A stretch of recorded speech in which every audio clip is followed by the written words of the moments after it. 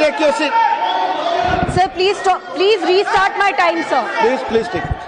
Please. Sir, please restart my time, sir. It will start now. You speak. Susri Maliwal, please speak. Thank you sir. Sir, पहले e rickshaw एक किफायती और eco friendly परिवहन का माध्यम माना जाता था, लेकिन आज बिना निगरानी के चलते ये ज्यादातर दिल्ली और देश की सड़कों पर अराजकता फैलाते हुए नजर आते हैं। सर, जहां ऑटोज और टैक्सीज के लेकर बहुत सख्त नियम है, वहीं ई रिक्शा धड़ल्ले से बिना किसी नियंत्रण के, बिना किसी जवाबदेही के चले जा रहे हैं। सर, दिल्ली के किसी भी मेट्रो स्टेशन के बाहर देख लीजिए, दिल्ली के किसी भी मार्केट के बाहर देख लीजिए, सैकड़ों की संख्या में ई रिक्शा सड़कों के ऊपर खड़े होकर जाम लगाते हुए दिखेंगे। सर, हम ये नहीं कह रहे कि सारे के सारे ई रिक्शा चालक गलत हैं, पर सच ये है कि बहुत ओवरलोडिंग होती है। एक एक ई रिक्शा में जहां 3 से 4 लोग बैठ सकते हैं, वहां 8 से 10 लोग बिठा दिए जाते हैं। सर, ये ई रिक्शा के स्ट्रक्चर्स ऐसे होते हैं कि अगर हल्का सा बैलेंस बिगड़ा नहीं, पूरी की पूरी गाड़ी पलट जाती है।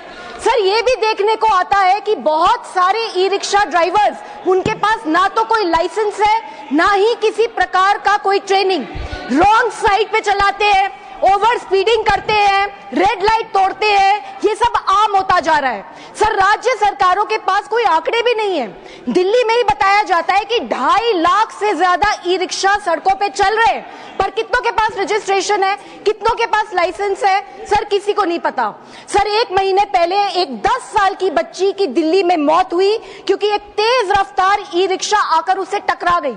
सर, अभी कुछ समय पहले एक 7 साल के बच्चे की भी दिल्ली में मौत हुई क्योंकि एक ई रिक्शा के अवैध चार्जिंग पॉइंट से उसको करंट लग गया। सर, इस तरीके के इंसिडेंट्स बढ़ते चले जा रहे हैं। राज्य सरकारों को चाहिए कि सबसे पहले ई रिक्शा की संख्या को सीमित करें। ई रिक्शा के वाहन और चालक दोनों का लाइसेंसिंग होना चाहिए, रूट निर्धारित होने चाहिए, स्टैंड निर्धारित होने चाहिए। जितने अवैध चार्जिंग पॉइंट्स चल रहे हैं ई रिक्शा के, सबको बैन करना चाहिए, बंद करना चाहिए। और सबसे जरूरी बात, अगर कोई नियम तोड़े तो उसके ऊपर सख्त से सख्त कार्यवाही होनी चाहिए। सर, केंद्र सरकार को चाहिए कि राज्य सरकारों की इस इशू पे जवाबदेही तय हो। सर, हमें सुविधा चाहिए लेकिन सिस्टम के साथ, हमें रफ्तार भी चाहिए लेकिन जिम्मेदारी के साथ, और सबसे बड़ी बात सर, हमें प्रगति चाहिए लेकिन किसी की जिंदगी की कीमत पे नहीं। जय हिंद।